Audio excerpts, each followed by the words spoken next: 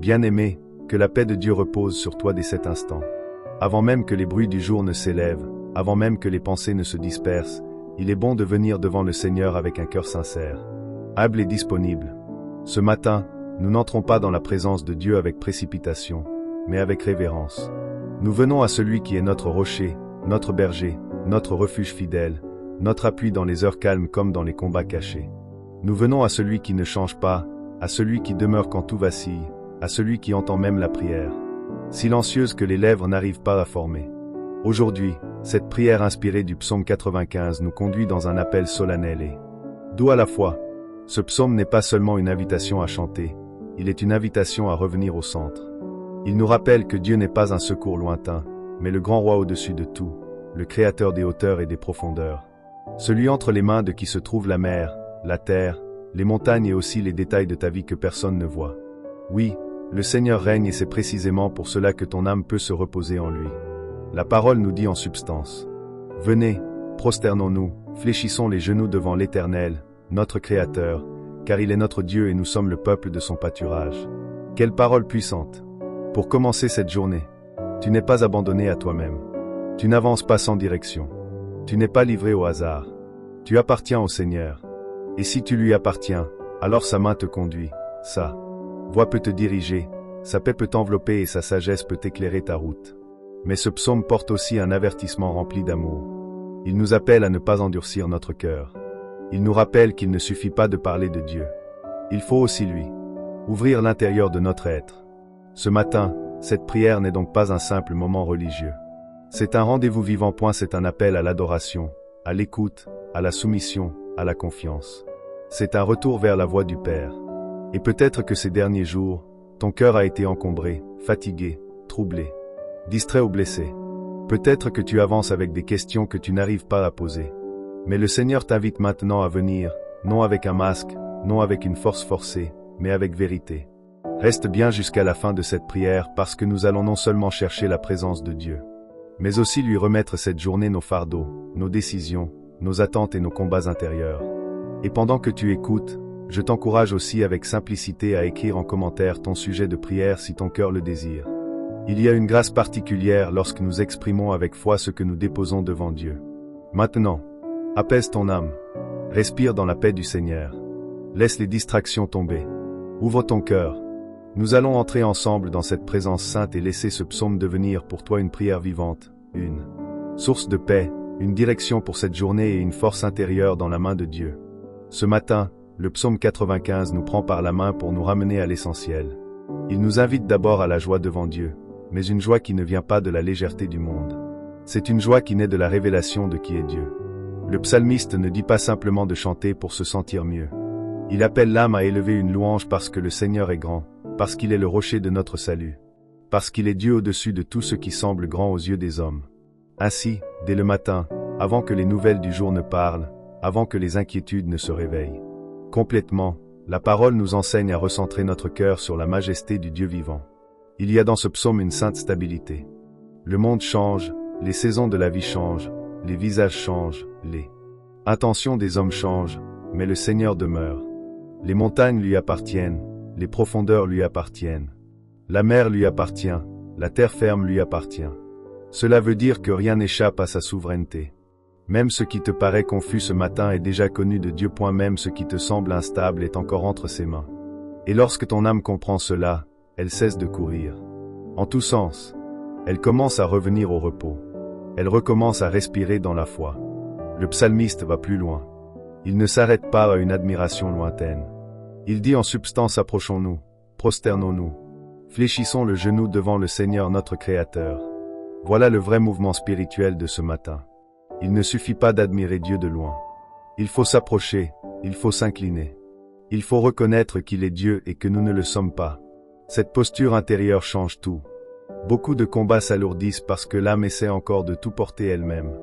Beaucoup de fatigue s'installe parce que le cœur veut comprendre avant d'obéir, contrôler avant de faire confiance, prévoir avant de se remettre entre les mains du Père.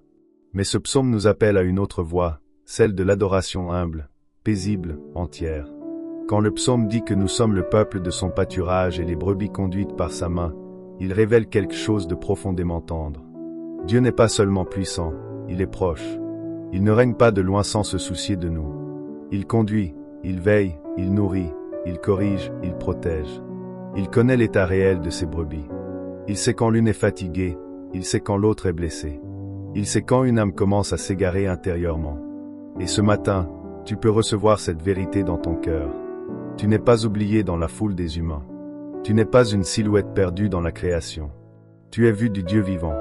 Tu es connu, tu es porté dans sa connaissance parfaite. Mais le psaume 95 contient aussi un appel qui secoue avec amour. Aujourd'hui, si vous entendez sa voix, n'endurcissez pas votre cœur. Cette parole est capitale car il est possible d'écouter des prières, d'aimer les chants, d'ouvrir la Bible et pourtant de garder à l'intérieur une résistance cachée. L'endurcissement du cœur ne commence pas toujours dans la rébellion visible. Il commence parfois dans une fatigue mal déposée devant Dieu, dans une déception non guérie, dans une habitude spirituelle vide, dans une désobéissance que l'on excuse, dans un pardon que l'on refuse, dans une peur que l'on nourrit en silence et peu à peu, le cœur devient moins tendre, moins attentif, moins prompt à répondre à Dieu. C'est pourquoi ce psaume n'est pas seulement une invitation à chanter, il est aussi une invitation à écouter. Et elle nous apprend que l'adoration véritable ouvre l'oreille intérieure. Celui qui s'approche de Dieu avec sincérité ne cherche pas seulement à parler, il accepte aussi d'être repris, redressé, guidé, réorienté. Aujourd'hui, le Seigneur cherche des cœurs disponibles. Pas des cœurs parfaits, mais des cœurs ouverts. Pas des vies sans cadre, sans combat, mais des vies qui lui disent encore oui. Peut-être que le vrai miracle de ce matin ne sera pas un changement extérieur immédiat, mais un cœur qui redevient sensible à la voix de Dieu. La référence au désert dans ce psaume porte une leçon profonde. Le peuple avait vu les œuvres de Dieu, mais son cœur s'égarait encore. Il avait reçu des preuves, mais ne connaissait pas vraiment les voies du Seigneur. Il y a une différence entre voir Dieu agir et apprendre à marcher avec lui. Beaucoup les interventions de Dieu, mais peu désirent être formés par ses voies. Or, les voies de Dieu demandent patience, foi, soumission, persévérance et mémoire spirituelle. Le désert révèle ce qui habite réellement le cœur. Et si le psaume rappelle cela, ce n'est pas pour condamner le croyant sincère, mais pour l'avertir avec amour. Ne laisse pas les épreuves dessécher tout intérieur. Ne laisse pas l'attente voler ta confiance. Ne laisse pas la routine étouffer ta sensibilité. Ce matin, cette parole devient donc une direction concrète. Viens avec reconnaissance. Fléchis ton âme dans l'adoration. Reconnais que Dieu est grand. Reçois son regard de berger sur ta vie et surtout garde un cœur souple devant sa voix. La paix de Dieu n'entre pas seulement dans un cœur qui prie beaucoup, mais dans un cœur qui se laisse conduire. La sagesse de Dieu ne remplit pas seulement un esprit qui lit, mais un esprit qui consent à obéir. La présence de Dieu devient profonde dans la vie de celui qui ne joue pas avec son appel intérieur. Je veux te laisser cette réflexion simple et vraie. Il y a des matins où l'on a besoin de force. Il y a des matins où l'on a besoin de clarté. Il y a des matins où l'on a surtout besoin de redevenir tendre devant Dieu. Car un cœur tendre entend mieux, suit mieux, aime mieux, supporte mieux, attend mieux. Et lorsque le cœur redevient tendre, la journée ne commence plus sous le poids des urgences, mais sous l'ombre de la fidélité divine. Voilà ce que le psaume 95 veut déposer en toi aujourd'hui. En conclusion, ce psaume nous rappelle que la véritable adoration n'est pas simplement une pratique extérieure ou un moment de parole répétée, mais un rendez-vous vivant avec Dieu, un retour vers le cœur de notre foi. Il nous invite à poser nos fardeaux, nos inquiétudes et nos combats intérieurs devant le Seigneur, et à lui remettre tout ce qui nous dépasse. En nous approchant humblement de lui, en fléchissant les genoux et en ouvrant notre cœur, nous expérimentons non seulement la grandeur de Dieu, mais aussi sa proximité, sa tendresse et sa fidélité. La leçon centrale est que notre paix, notre force et notre clarté ne viennent pas des circonstances, mais de notre posture intérieure devant le Créateur.